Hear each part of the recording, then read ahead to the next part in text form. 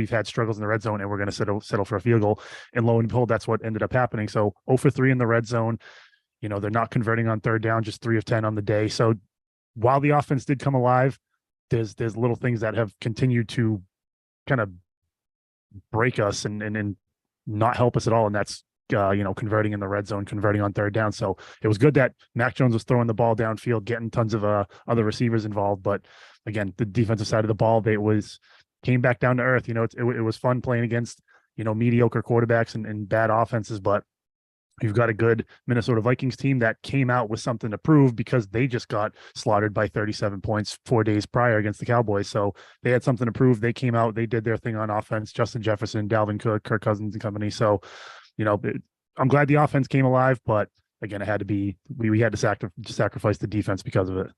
Yeah, first of all, to Walter's point, this might have been Mac Jones's best game as a Patriot, at least his best game this season. 382 yards, that's a career high for him. Couple touchdown passes, both over 30-yard touchdown passes. So I guess you don't have to worry about failing in the red zone if you just score before you get there. Maybe that was the plan there. Look, Mac Jones, like I said, I think, in my opinion, probably his best game as a Patriot, this and that game against Cleveland last year. But this was a game I come away from this looking at as a missed opportunity. The Patriots, to me, should have won this game. And you look at the mistakes they made. They give up a kickoff return for a touchdown. Pierre Strong has that awful running into the kicker penalty on a 4th down. Both of those led directly to touchdowns. A kickoff return, obviously, but then the Vikings scored the game-winning touchdown on the subsequent drive after the Pierre Strong penalty. So that's 14 points that you gave up by bad special teams plays. And then in the first half, they get to the red zone after the John Jones interception, and on second down, they call a reverse that gets totally blown up. Next thing you know, it's 3rd and 12, a 3rd and 14. So they're out of any type of scoring range. They had to kick the field goal there.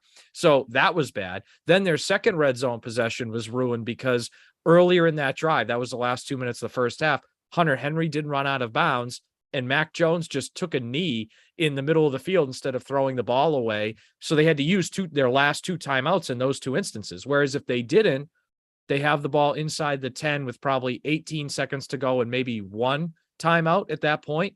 That's a lot different than 9 seconds and no timeouts. Maybe they do score there. And even the Hunter Henry touchdown, no touchdown play, the first down on that 1st and goal situation, they had to blow the play and Mac Jones had to throw the ball away because they weren't on the same page after Devontae Parker's 40-yard catch. So you can point to every red zone possession.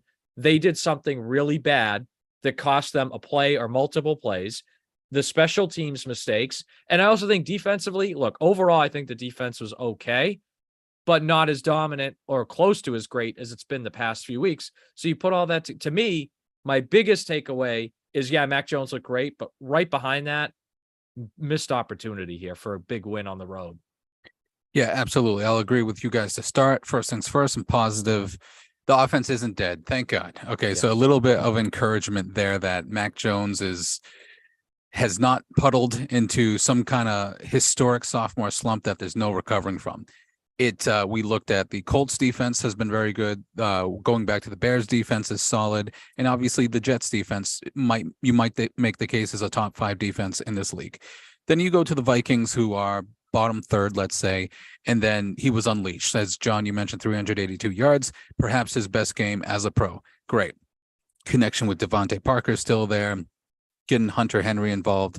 But yes, I couldn't agree anymore. That's an excellent first take. I was going to say the same thing. The situational awareness, the penalties, 6-3, the penalties had compared to the Vikings, they just seemed like the more disciplined team when it comes to execution.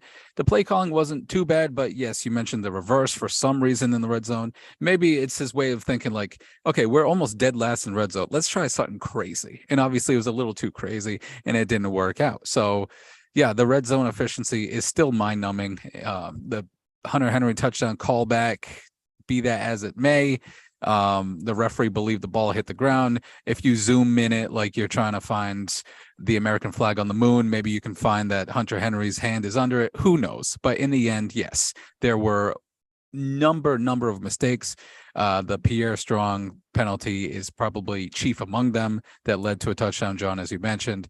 So in the end, the Vikings are a 8-2, now 9-2 team, a superior team. Justin Jefferson is a monster, perhaps the best number one wide receiver in the game. Kirk Cousins has a chemistry with him that is unmatched in the league in the NFL today. So, hats off to that combination. And all in all, you had a 1 touchdown deficit against a superior team. At the same time, if the Patriots are trying to make the playoffs, they fall out of the playoff picture right now. And it goes back and forth here, back and forth. They have some making up to do next week. Yeah, and I'm looking at a couple of drives right after the Kirk Cousins interception that Jonathan Jones returned. 5 straight possessions, the Vikings came out after that and scored, excluding the knee. But at the end of the first half, they went field goal and 14 plays, 72 yards. We were just completely overmatched in time of possession. The Vikings had I something like 30, 37, 38 minutes. The Patriots only had the ball for 23. So the Vikings were doing everything they could, keeping the defense on the field. Obviously, you exhaust them, move the ball, keep the ball in your hands. And but yeah, after that interception, I don't know if it's more telling of Kirk Cousins coming back from that interception or, just again an off day from our defense, because you think, okay, we got the defense, we got Kirk Cousins right where we want him, primetime Kirk, and he comes out, drive down, field goal, touchdown. They got the kick return. Again, special teams really didn't do us any favors this week, and then field goal and another touchdown. So Kirk Cousins after that interception, didn't kind of step down. He, stepped up and kept the ball moving for the offense. And yeah, that's kind of what I look at is we've seen in weeks past where the defense is just hounding the quarterback and getting to him. Matt Judon was kind of neutralized for the most part. So, that's telling that now that you're going to be playing these good quarterbacks, Josh Allen coming up twice, Tua again, Joe Burrow, you got all these guys. These are good quarterbacks that you can't allow these things to happen, allow them to get drives together, because we've talked to several people on our show this year. The Patriots can't get into shootouts. And if you told me the Patriots scored 28 points, I would have told you they probably win the game. But, again, special teams and defense kind of letting us down this week in the week where the offense finally gets together. So we'll see what happens. They have a whole week off where they can prepare for the Buffalo Bills. Apparently, when we talk about it in the second quarter, Von Miller may not play that game. So that may be a little boost for the offense. But yeah, 26 points and to lose the way we did, it's, it was just, it stinks really. So 26 points. I hope we can see it again, but we'll see. We got a tough schedule ahead of us. Yeah, and I think one really big positive, though, speaking of the offense, the offensive line had one of their best games of the year. And that's been, to me, the biggest issue with the Patriots offense has been the red zone. But a close second has been how bad their offensive line's been at some points. I mean, Mac Jones, I thought had played better against the Colts and the second time around against the Jets, but he still had no time to throw. He was constantly under pressure. And their best running game in those games was Ramondre Stevenson making guys miss at the line of scrimmage and gaining yards. Whereas in this game, Mac Jones was sacked 3 times total. And the Vikings did get timely sacks, which was unfortunate. They got one on the Patriots' second to last drive to make it, a 3rd and 16, then a 4th and 16. And then they got one on the Patriots' very final drive to put them back at the 1-yard line and essentially ice the game there. But overall, the pass protection was great. Mac Jones had plenty of time to throw. And I thought the run blocking was pretty good too. I wouldn't have minded if the Patriots ran the ball a little more, even as well as Mac was playing. That's just how good it was. So if we look ahead with the Patriots coming up against the Bills, then their West Coast trip, if Mac can play this well and the offensive line can continue to protect, they can still win 4 more games this season. The problem is if they don't get the great defensive play they got earlier this year, or if the offense doesn't continue on this level, or at least close to it, then they're going to run into trouble. Because like you said, Walter, they're going to play the Bills twice. They're going to play Miami. Cincinnati has an explosive offense. So, and even defensively, like I know it was disappointing, but it's a road game on a Thursday night. I didn't expect the defense to come out and dominate road game Thursday night against Justin Jefferson and Dalvin Cook. I think if they don't give up that kick return, Patriots probably win this game. And the Pierre Strong penalty. I would say if those two things go the Patriots' way, they probably win the game. Take everything else out of it. So to me, I look at this as, yeah, there were a lot of reasons, and the red zone thing was huge, but I can zero in on those 2 plays that I think if the Patriots just executed a little bit better, they probably win the game. You're watching and listening to Straight Facts, homie. That's John Lyons. There's Walter Spina. I'm Mason Souza. About 5 minutes left here, reacting to Patriots and Vikings. A couple of things for me, and I want to pose the question to you guys. This is coming to the point of the season where the Patriots are at 6-5. Yeah. Yes, 6-5, and the playoffs are, a very borderline situation with, as you guys both illustrated, some very tough teams coming up. So I'll ask that question that I'm going to in just a minute. But yeah, Walter, it's funny you mentioned like the primetime Kirk Cousins, which everyone's been talked about, which it's funny.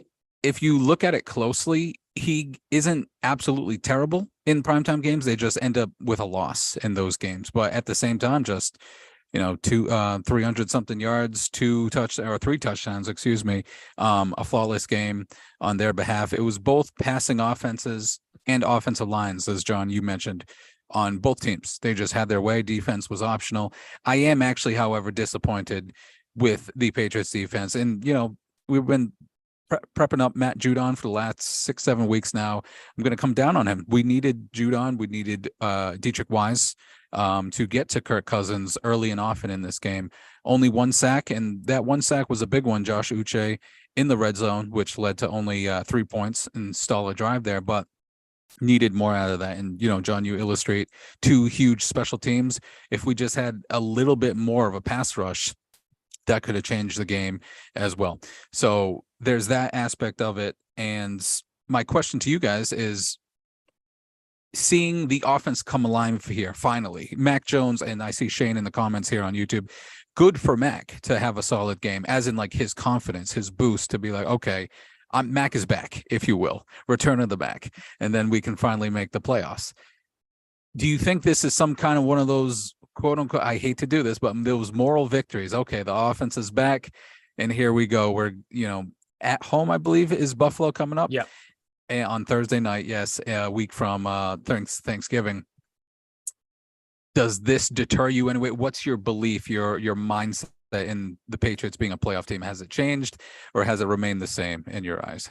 It's still the same for me. I think they're going to struggle down the stretch with these teams. It's kind of been my thing, even with guests on. It's, you've played, Sam Ellinger, you've played, these mediocre quarterbacks, Jacoby Brissett, and you have Justin Fields, who before that Patriots game, we thought, a young quarterback coming in Gillette, he's not playing well. And that's where he kind of got the spark to go on the explosion and crazy play that he's been doing. So I'm still with, my prediction. I originally predicted 6 wins. They could get a 7th or 8th, but I mean, I don't look at this as a moral victory, because this is what we kind of should be doing. This is how the offense should look week to week. Mac Jones should be able to get the ball and spread the ball to his receivers all over the field. We have the talent. I just think it comes back to, I don't think we have the guy that's calling the plays that can maximize the potential of all the talent on this roster. So I still think we're going to miss out on the playoffs, and I think we're really going to struggle down the stretch when we're playing these good quarterbacks that'll find holes and find weaknesses in our defense and really exploit them.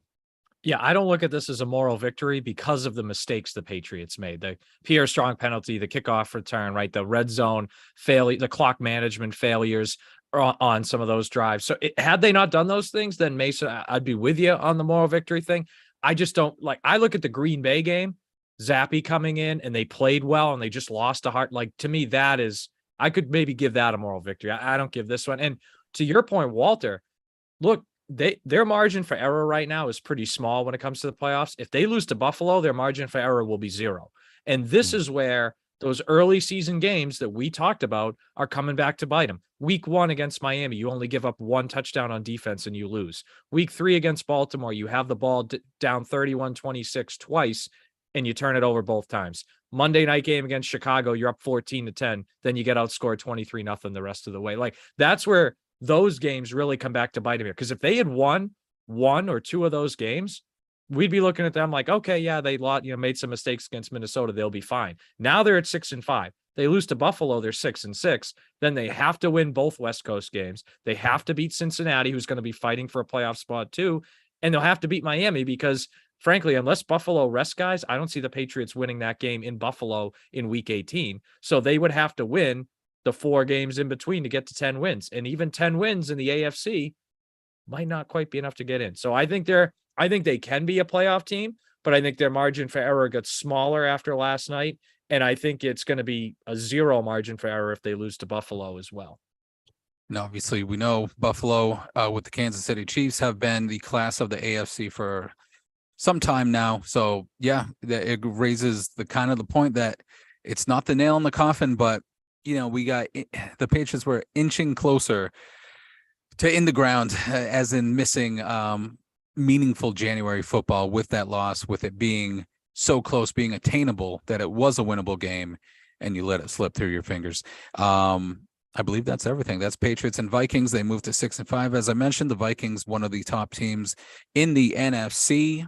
They'll face the Buffalo Bills next week. But before that, we'll move on and talk about everything else in week 12 in the second quarter of Straight Facts Only.